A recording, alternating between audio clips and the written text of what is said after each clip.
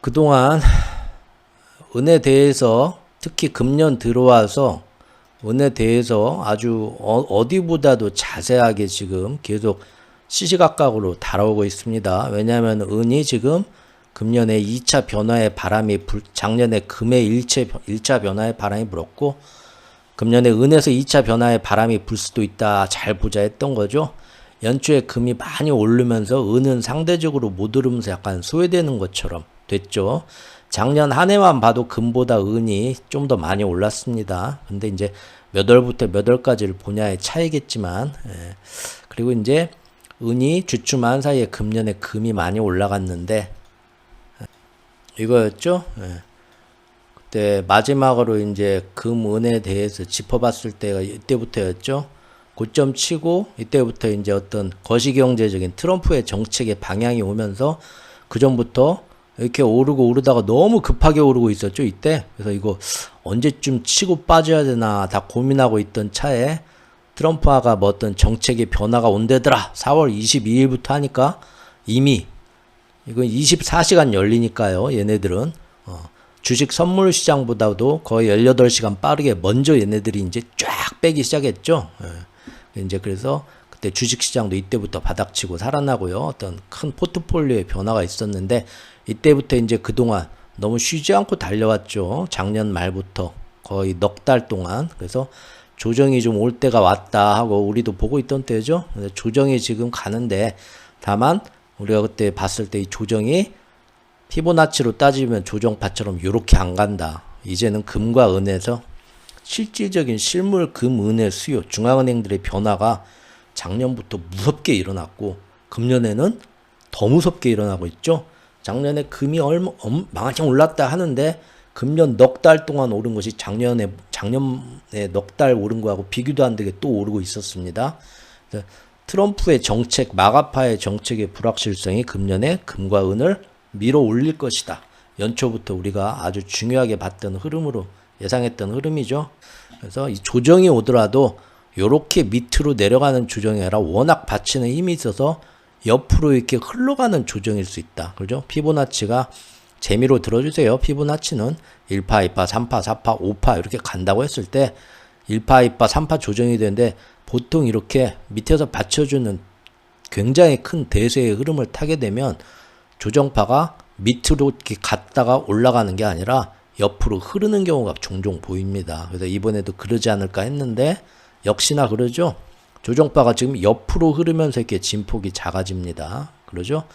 네, 좀 쉬어가는데 쉬어갈 때 우리가 이때 금시장에서 4월 22일 날 엄청나게 털고 나가는데 보통은 이 털고 나가면 그럼 주식시장으로 그냥 비트코 어디로 가냐 하는데 상품 거래소, 선물 거래소에서는 오히려 그때 우리가 시간별로 봤었죠. 30분 봉으로 봤었죠.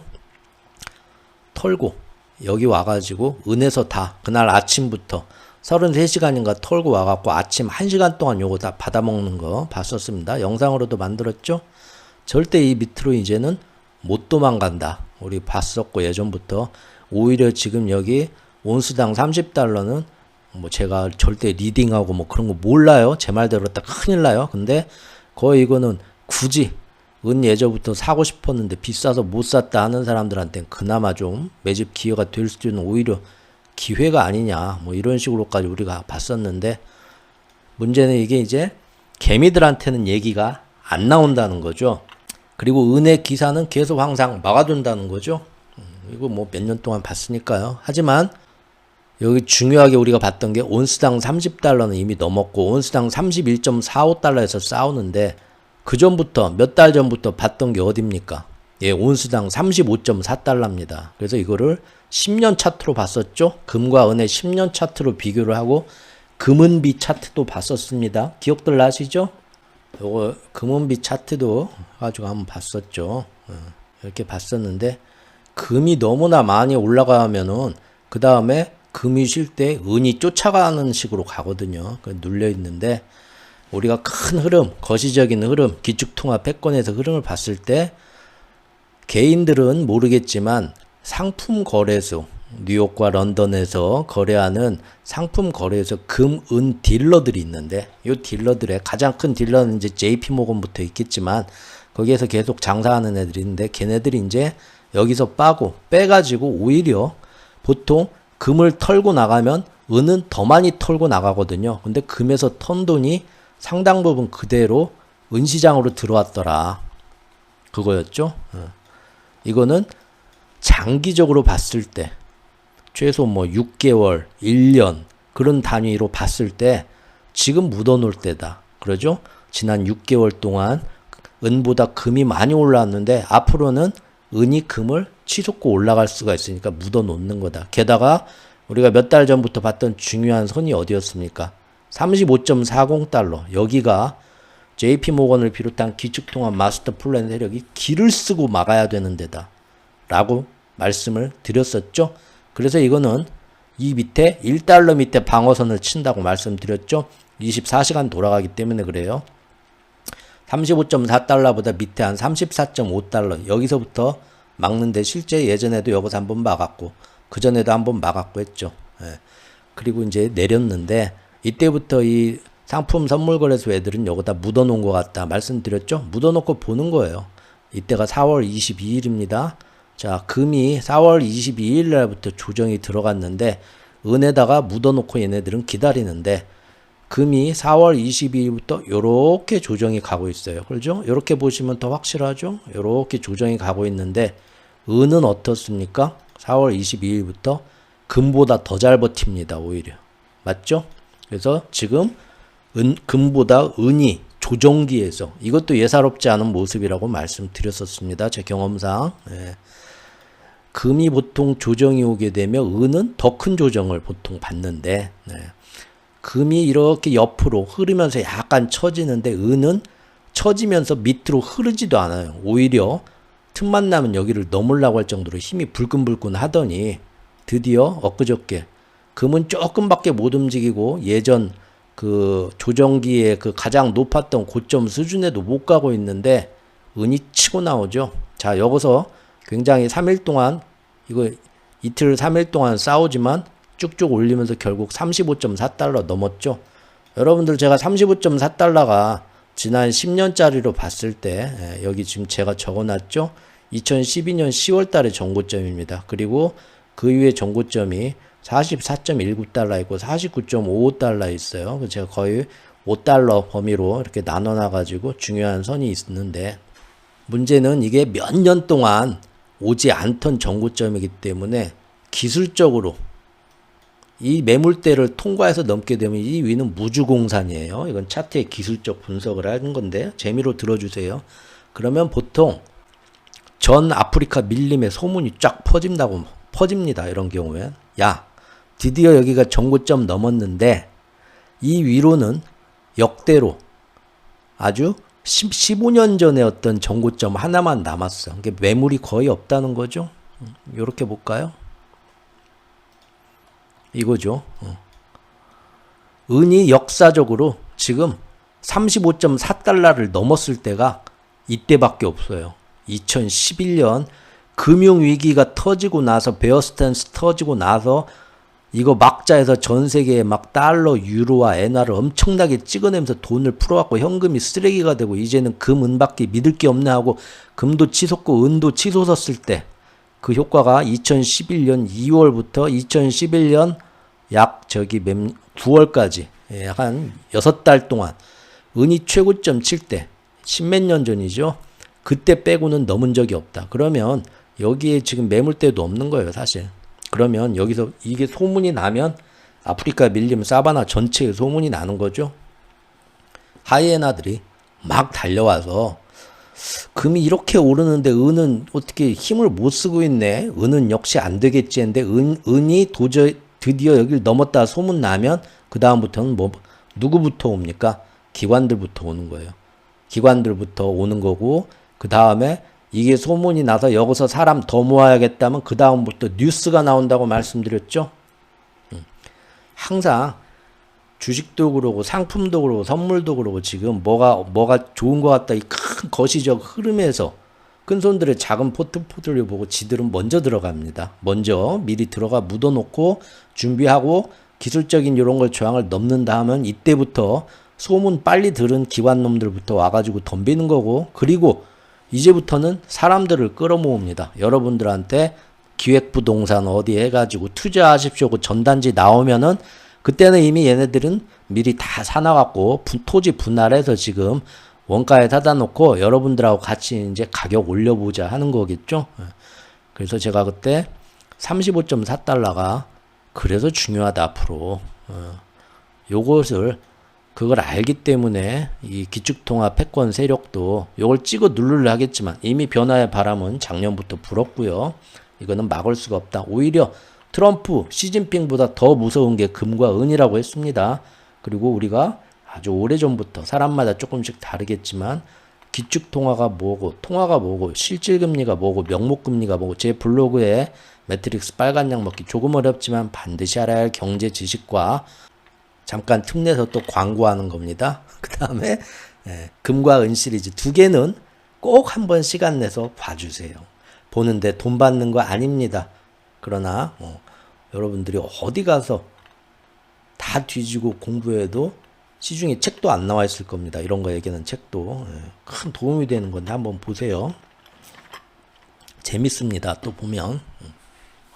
그래서 그걸 알고 있으면 지금 앞으로 기축통화 패권 과도기 미국이 될지 유럽이 될지 중국이 될지 아니면 세상이 뭐 엄청난 환란의 시대로 갈지는 모르지만 어쨌든 앞으로는 그 어떤 지폐보다도 금과 은이 제일 빛나는 시기가 올 거다라고 아주 오래전부터 준비해 온 사람들도 있고 최근 몇 년 사이에 준비해 오신 분들도 있을 건데 사람들이 다 금만 생각하지만 사실은 은이 말도 안 되게 지난 십몇 년 동안 이 기축통화 패권 양적 완화 2011년도부터 하면서 은시장을 너무 지금 말도 안 되게 잡고 갔기 때문에 금은비가 금 한 덩이로 은 몇 덩이를 살 수 있냐가 역사적으로 10덩이, 12덩이였는데 많아봤자 청나라 때는 한 막 8덩이까지 좁혀지고 했는데 지금 무려 1대 88덩이.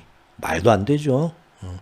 얼마나 이게 90년대, 80년대부터 해서 지금까지 이 달러라는 기축통화 그 달러를 유지하기 위해서 억지로 은시장을 미국이나 이런 유럽, 그다음 영국 이런 애들이 합심해가지고 금시장을 찍어 눌러야 되는데 금은 너무 시총이 커가지고 찍어 누를 수가 없죠. 그래서 이번에 4차 양적 완화 마지막 기축통화 패권을 이어가기 위한 마스터 플랜 시작하면서 2011년도부터 누구를 JP 모건의 부사장이었던 제이미 다이먼 씨를 그때 이제 CEO가 되고 얼마 안 돼가지고 월가에서 그렇게 큰 인정도 못 받던 시절이었지만 그 사람이 한테 이제 넘겨가지고 베어스턴스의 은 선물 시장을 넘겨가지고 전적으로 주고 그때부터 이제 이렇게 여기 십몇 년 동안 조작에 들어가죠. 그래서 금과 은의 비율이 이렇게 벌어지죠. 짐 로저스 할아버지가 약 5년 전, 6년 전부터 틈만 나면은 앞으로의 힘든 시기가 오게 되면 금과 은에 투자해라. 근데 나는 은이다. 라고 얘기했고 가장 최근에도 한번 짐 로저스 할아버지 한번 같이 한번 만나봤었죠. 이제 좀 총기가 많이 없어지셔가지고 얼굴빛도 안 좋고 말씀도 좀 힘들게 하시던데 이제는 뭐 대놓고 막 은 얘기밖에 안 하시더라고요. 그 정도로 지금 은이 뭐 최고다가 아니라 은이 너무 지금 저평가되어 있다는 거죠. 35.4달러를 넘게 되면 우리가 작년부터 봤던 2025년도에 은시장의 변화의 바람이 불 것인가? 그리고 변화의 바람은 아무리 찍어 눌러도 여러 가지 단계가 있는데 일단 35.4달러가 이거 넘으면 일단 진짜 바람은 불기 시작하는 거고 그리고 이게 이제 단계적으로 가면 아무리 금값을 보수적으로 보는 기관들이라 해도 제가 볼 때는 이놈들 49.5달러까지 무조건 본다고 저는 말씀을 계속 드려왔습니다. 이때 한번 올렸다 여기까지는 올려갖고 털어먹을지 않을까. 이거 이제 앞으로 얼마나 시간이 걸릴지 모르겠지만 트럼프 때문에 얼마나 다극화가 되냐에 따라 다르겠죠. 근데 이게 지금 넘었어요. 그러죠? 어제랑 오늘 사이에 이거 못 맞고 그냥 넘었어요. 얼마나 지금 금이 오르면 은이 따라오르는데 금은 사실 별로 오르지도 못하고 있는데 은시장에서 이런 일이 일어난 건 그것도 은시장에 항상 찍어 내려 누르는 그 조직의 힘이 있는데도 그럼에도 불구하고 올랐다는 거는 아직 개미들은 참전하지도 않았어요. 개미들은 은이 왜 그런지도 몰라요. 여기 지금 상품 선물 거래소에서 은거래 하지도 않아요. 은시장의 2차 변화에 바람이 부는 거는 요 안에 상품 선물 딜러, 거래하는 딜러들끼리 이 세력 싸움에서 앞으로는 은이 오르고 트럼프의 뭐 다극화, 기축통화 패권 해가지고 은시장에 묻어두면서 중앙은행들이 외환보유고에 은을 추가하진 않잖아요. 많은 나라들이. 그럼에도 불구하고 이거는 반드시 오른다. 이거 언제까지 막아둘 거냐 하면서 이것이 한번 이 누르는 힘이 약해갖고 한번 이렇게 용천수 솟듯이 빵빵 간헐천 솟듯이 터질 때가 있죠. 터지는데 이걸 못 막고 지금 이틀 3일 만에 이거 지금 34.5달러가 정말 이거는 배수진이거든요. 배수진인데 이번에도 이틀 3일 만에 가볍게 뚫고 오히려 35.4달러 오르면서 이거 내리려고 엄청나게 노력했는데 오늘은 6월 6일 현충일은 그냥 가볍게 떠버리죠. 자, 이거 오르면 이제 그 다음 순서는 뭐겠습니까? 아까 말씀드린 것처럼 사람들을 모아갖고 더 영차 올려야죠. 기관들이. 그럼 이제 개미들한테 선전하기 시작하는 거고 시간이 지날수록 이제 어떻게 되겠습니까? 점점 개미들한테도 점점 퍼져나가가지고 어느 날 갑자기 옆집에 계시는 박 여사가 와가지고 이 최옥후 또 집에서 뭐하고 있나 혼자서 라면이나 끓여 먹고 있나 하면서 지금 이 개백수야 지금 은을 살 때야 이 양반아 하면서 아무것도 모르고 저거 어디 제취짜리나 내가 연변 아줌마 하나 소개시켜준다니까 말도 안 듣고 저렇게 고집피고 그럴 때가 오면 그때는 뭐겠습니까? 그러죠? 그때는 이제 사람들이 은시장에 ETF 같은 거 이제 어떻게 은에 투자할까 하면서 사람들이 옆집 뒷집 다 이제 은 얘기하면 그때는 끝장난 거예요. 그때는 끝장난 거죠. 자, 우리가 항상 봤던 대로 35.4달러를 넘으니까 아니나 다를까 기사가 나왔습니다. 여기 보세요. 여러분들 박수칠 준비하시고요. 오늘 나온 기사예요. 짜잔. 이제는 은이다. 은 백근 가격 10년 만에 최고치. 블룸버그에 따르면 6일 오늘이죠. 온스당 이렇게 돼서 최고치다. 이렇게 해서 뭐 어쩌고 저쩌고 뭐 얘기를 하면서 어쩌는데 여기입니다. 자, 제네바에 본사를 둔 MKS 팜프라는 금속 전략 책임자 이제 금속 선물 시장 메탈 요거 다루는 딜러겠죠. 그 양반이 지금 얘기를 하는데 여기 잘 보십시오. 35달러 이상에서의 가격 유지가 중요한 전환점이 될 수 있다. 이것을 유지할 경우 대기 중이던 개인 투자자들의 관심이 다시 살아날 가능성이 있다고 분석했다. 이게 뭔 얘기겠습니까? 그렇죠. 지겹도록 그동안 얘기했던 35.4달러 넘으면 그 다음부터는 기술적으로 아프리카 사바나에서 온갖 하이에나들이 다 몰려오게 돼 있다니까요. 그리고 지들 몰리면서 드디어 이제 은에서 한번 헤쳐먹을 때인가 하면서 은 기사를 걔네들이 사람들을 끌어모아야 되니까 기획부동산에서. 그러죠? 별 얘기들이 이제 나온다. 오르자마자 35.4달러 넘자마자 기사 딱 나오면서 이 얘기는 대놓고 얘기한 거예요. 35달러 이상이란 게 아까 우리가 본 35.4달러입니다. 요거 거기에서 유지가 되면 밑으로 다시 끌려 내려가지 않으면 그때는 이제 아프리카 하이에나 다 모인다. 그 얘기 하는 겁니다. 지금 이렇게 되고요. 세상이 이렇게 가고 있죠. 금년에 모든 것들이 지금 이제 6월이에요. 뭐 적당하다면 적당할 수 있는데 생각보단 빠릅니다. 저는 모든 게 하반기 3분기 이후로 다극화에 대해서 뭔가 어떤 트럼프하고 미국 눈치 열심히 보다가 밑에서 어떻게 다극화 조금 이제 좀 해보자라는 좀 그런 소극적인 얘기가 나오는 것도 3분기 그렇게 봤었는데 6월부터 국제정세 너무 빠르게 변하죠. 어떤 분이 그 댓글인가 카톡에 말씀을 6월부터는 확실히 사방이 변하는 것 같다. 우리나라 대통령도 바뀌고 한데 맞습니다. 6월부터 세계의 어떤 그 모든 느낌, 흐름이 급변하고 있습니다. 그 중국과 미국과 마스터 플랜 세력의 3파전 각각의 어떤 자기들만의 사정이 있어갖고 6월부터는 그 전까지 하던 대로 못하고 뭔가 고삐를 당겨갖고 승부를 봐야 되는 그렇죠? 7월 달에 어떤 그 감세안 통과시키고 그 다음에 8월 중순이 되기 전에 부채 한도도 상향을 해야 되고 국채 금리도 내려야 되고 어떻게 국채 금리를 SLR 규제도 완화해야 되고 거기다가 스테이블 코인이 국채 좀 사게 해볼까 여러 가지 지금 고민을 하는 게 마가파이고 트럼프인데 거기다가 제가 볼 때는 히토류는 절대 끝까지 안 줍니다. 이거 히토류 주는 순간 중국은 망합니다. 이거 절대 최고의 카드이자 최후의 카드이고 이걸로 트럼프를 공격하면서 주변에 그 다극화를 히토류를 여러분 그거 얘기합시다. 나온 김에 얘기합시다. 오늘 뭐 내일 다 쉬잖아요. 밤새서 그러면 안 되겠죠? 트럼프가 어쨌든 전화를 해서 잘 됐다 하지만 절대 잘 됐다고는 지금 보지 않고요. 슬슬 시간을 끌고 히토류에 대해서 빨리 선적해달라. 어이 그럼 내가 지금 전화해가지고 야 그 미국에다가 빨리 히토류 수출하게 해달라고 저 허가 신청 들어온 거 있지? 그 공무원들 말이야. 주말에도 나가서 그 검토해서 빨리빨리 저기 그 결제 도장 찍어가지고 미국에다 실어줘. 그렇게 말은 할 수 있어요. 말해놓고 예 알겠습니다 하면서 질질 끌면 되는 거예요. 얼마든지 조정할 수 있어요. 그렇죠? 그래서 지금 아무리 트럼프가 히토류를 뭐 사방에서 막 긁어 모으고 별 방법을 하고 뭐 규제 완화를 하고 해도요.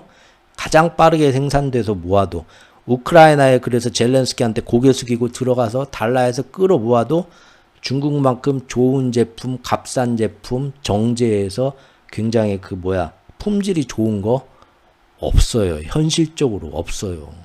그것이 어디 조금 얻을 수는 있지만 모든 방위산업, 자동차 산업, 가전산업 모든 거에다가 대량으로 이렇게 늘만한 게 확보를 못해요. 그만한 수준을. 나머지는 소량이에요. 소량.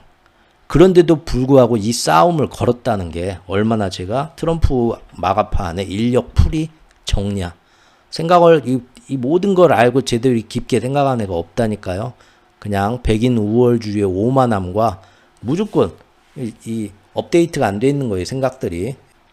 여기서 근데 계속 이렇게 코끼면서 갈 수는 없겠죠. 마가파도 목표가 있는데 그래서 지금 우리가 두려워했던 게 바로 오늘 아침에 올렸던 이틀 전에 라이브 영상처럼 무역전쟁이 금융전쟁으로 번질 수도 있고 금융전쟁이 잘못하면 군사전쟁으로 번질 수도 있다. 궁지에 몰리니까요. 트럼프가. 근데 이제 이것이 오히려 다극화를 더 빨리 앞당길 거다.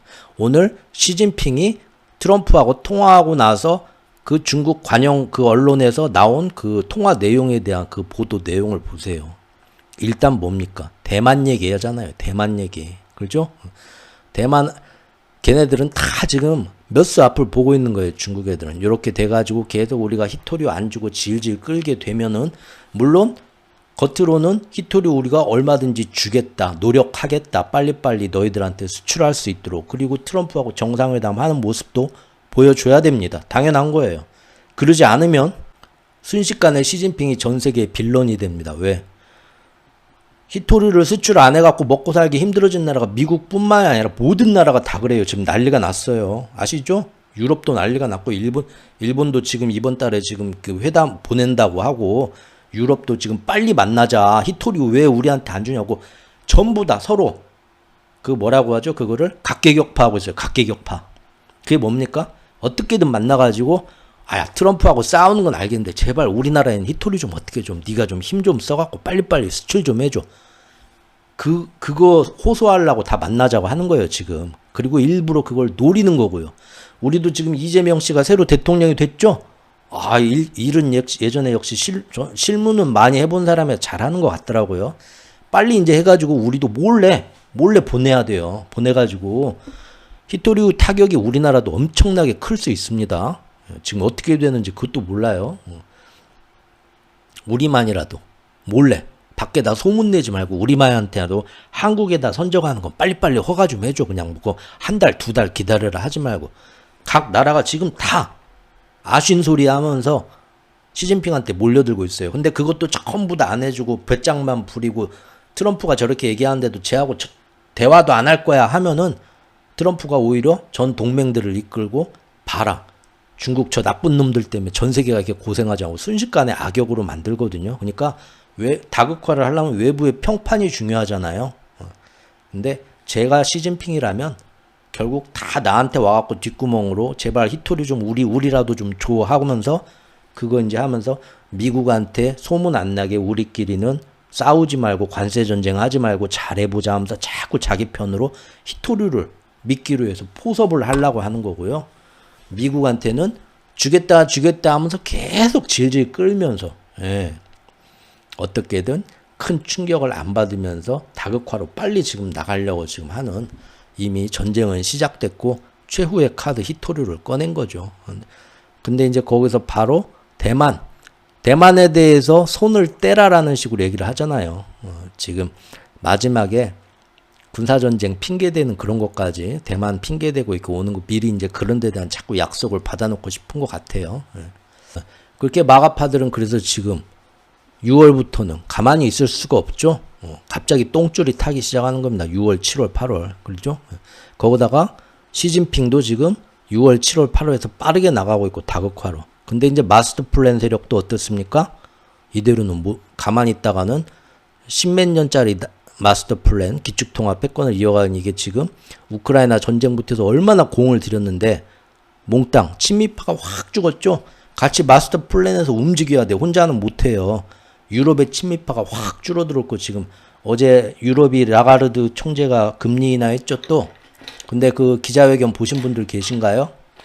라가르드가 기자회견장에서 뒤에 라가르드 회장이 목에다가 뭐 목걸이를 걸고 나왔어요. 금리 인하 그 기자회견 하면서 인차지 뭐 해가지고 내가 아직 대장이다 하고, 그리고 한간에 내가 조만간 유럽 중앙은행장 자리를 사임을 하고 다른 뭐 세계 경제 포럼 뭐 자리 수석 자리로 자리를 이동하려고 한다는 소문이 요새 돌고 있는데 절대 그렇지 않다. 나는 내 임기 2027년까지 내 임기를 끝까지 채우고 나갈 거다.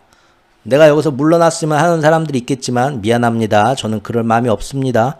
그런 얘기를 기자회견장에서 하고 떠났거든요.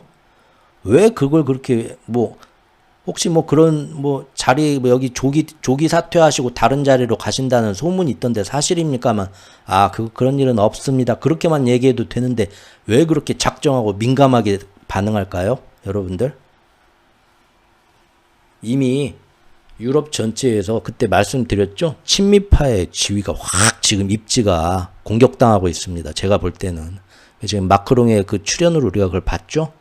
그래서 지난 2달 동안 가장 대표적인 친미파가 누구라고 했습니까? 그동안 라가르드, 삼선짜장파, 우리 세이클럽 일진들이라고 했잖아요. IMF하고 라가르드 그 중앙은행장인데, 그 양반이 지금 그렇게 얘기할 정도면 안에서 상당한 얘기들이 막 오가고 있다는 거예요. 저기 대표적인 친미파인 라가르드 중앙은행장 쳐내고 유럽 연합 안에서 우리 자주 유럽 자강파로 다른 사람으로 심어놓고 싶은 그런 얘기가 자꾸 나오는 거예요. 그 안에서 지금 파벌 싸움이 엄청나게 지금 일어나고 있다는 얘기입니다. 그래서 지금 우리가 중요하게 보는 게 6월 5일부터 엊그제부터 미국 국채시장이 또 움직이지 않는지 한번 보자 했던 거죠. 근데 사실 어제 아무 일도 일어나지 않고 오히려 국채는 얌전합니다. 왜 그런가 봤더니 지금 미국하고 일본이 계속 릴레이 지금 그 회담 중이죠. 릴레이 회담 중인데 봤더니 러트닉 상무장관이 또 그 5일부터 어제부터 회담이잖아요. 어제부터 지금 미국하고 일본하고 회담 중인데 러트닉 상무장관이 또 나와가지고 그 US 스틸 있잖아요. 일본한테 넘겨주기로 하고 안 넘겨줘서 그 막 문제됐던 US 스틸, 트럼프가 뭐 투자는 하는데 뭐 인수는 뭐 자회사로 인수는 안 주겠다고 자꾸 계속 미끼같이 짜증나게 흔드는 거 있죠. 근데 이제 러트닉 상무장관이 그거 자기가 트럼프한테 얘기해가지고 어느 정도 부분, 전체는 아니더라도 부분 인수권을 일본한테 줘도 우리 미국 국방 보안에 큰 문제는 없겠습니다. 라는 그런 전향적인 의견을 넣었다는 뉴스가 나왔어요. 그러니까 일본하고 협상하면서 또 이런 거 우리가 어떻게든 신경 써서 해볼게 라고 좋은 소리가 났다는 거죠. 지금 사실 트럼프 마가파들이 사방의 협상에서 오히려 뒤로 밀리고 있습니다. 지금 일본이 또 여차하면 니네 미국 국제시장도 흔들 수 있어? 하도 여러 번 신호를 주고 그걸로 지금 계속 잡고 가고 있고 지난 5월 20일, 28일부터 해서 일본 국채시장이 흔들리는 걸 가지고 이것 때문에 미국도 연달아 흔들린다라는 모든 월가 기사가 나와서 이제 마가파들도 알거든요. 알기 때문에 그러니까 미국이 또 한 발 살짝 좋게 얘기해보자. 왜 그러냐 하고 일본한테 살짝 꼬리를 말았다는 거예요. 지금. 그래서 6월 5일은 1차적으로 넘어가긴 했습니다. 하지만 이제 초반을 봐야 되죠. 6월 한 중순까지는 보름까지는 봐야 되죠. 그때까지 릴레이로 일본하고 협상하면서 이제 긴장을 놓을 수는 없습니다. 여기 보면 어디에 나와 있나? 여기 있네요. 상무장관이 조건부 승인이 가능하다. 또 한 발 이렇게 뒤로 물러섰어요. 일본 제출의 US 스틸 인수가. 이 사람이 그거 심사위원 중에 한 명이거든요. 그래서 갑자기 또 우호적으로 나왔죠. 지금 열심히 줄다리기 중인 것 같습니다. 근데 그 와중에 이제 이렇게 6월부터 국제 정세가 3파전, 중국, 미국 마스터 플랜 3파전도 그러고 이 모든 것들이 확 지금 변할 수밖에 없는 상황인데 재밌게도 은시장에서 이런 큰 거시 전망이나 이런 것들을 아주 개미들보다 훨씬 깊고 빠르게 캐치하는 이런 딜러들 사이에서 갑자기 정말 그것 때문에 그랬는지 모르겠지만 어쨌든 은시장이 6월부터 치고 나오기 시작합니다. 그러죠? 재밌죠? 이것도 우연이라면 우연일 수 있겠지만 6월 2일부터 34.5를 뚫고 하더니 지금 불과 3, 4일 만에 35.40 위로 시작점도 떴고 종점도 지금 뜨고 있어요. 야, 이러면 진짜 무서울 수도 있습니다. 이거 어떻게든 지금 마스터 플랜 세력이 막아야 되는데 결국 마스터 플랜도 미국의 어떤 그 제국이 갑자기 너무 지금 굉장히 몰락하고 있죠. 마스터 플랜도 힘이 빠지고 있고 트럼프의 헛발질도 점점 세지고 있는데 오히려 중국의 다극화, 유럽의 다극화를 막지도 못하고 더 허점만 보여주면서 아유 그냥 6월부터는 마크롱이 대놓고 중국하고 양다리 걸치겠다고 선언하고 나와버리고 지금 정상회담도 중국에 가서 시진핑을 찾아가야 되는 그런 수모까지 지금 겪게 됐죠. 제가 시진핑이라면 7, 8월쯤에 그때 쫙 다른 애들도 다 부릅니다. 다른 나라도. 그래서 이날은 이 사람 만나고 다음 날은 저 사람 만나고 미국은 한 그 중간에 끼워서 만나겠네. 이렇게만 해도 국제관계에서 급이 확 달라집니다. 이런 치사하고 좀 이렇게 유치한 것 같지만 이런 것들이 국제정세에서 사실은 굉장히 큰 어떤 변화가 됩니다. 실제로 그 우크라이나 전쟁 터지고 아무리 중국이 러시아보다 잘 나간다 하더라도 사회주의 국가에서 제일 큰 형님은 러시아고 둘째는 중국이었죠. 그래서 항상 그 급이 있었단 말이에요. 같이 정상회담하고 뭐 하고 할 때마다 관례적으로. 근데 그게 우크라이나 전쟁 터지고 러시아가 제재 받게 되면서 모든 금융이나 무역이 차단되는데 중국이 도와주지 않으면 버티기 힘들었을 때 그때 바뀌었죠. 그때도 제가 영상 만들었었습니다. 그때 모든 국제관계의 어떤 관례적인 외교의 가불관계가 바뀌어요. 사실 푸틴이 머리 숙인 겁니다. 그때부터 사회주의 1위 국가가 중국이 됐어요. 그래서 이런 의전 같은 거의 변화가 사실은 국제관계에서 굉장히 큰 어떤 기점이 됩니다. 변곡점이. 자, 오늘 여기까지 했고요. 음악 하나 듣고 테슬라 얘기 또 해보죠, 이제.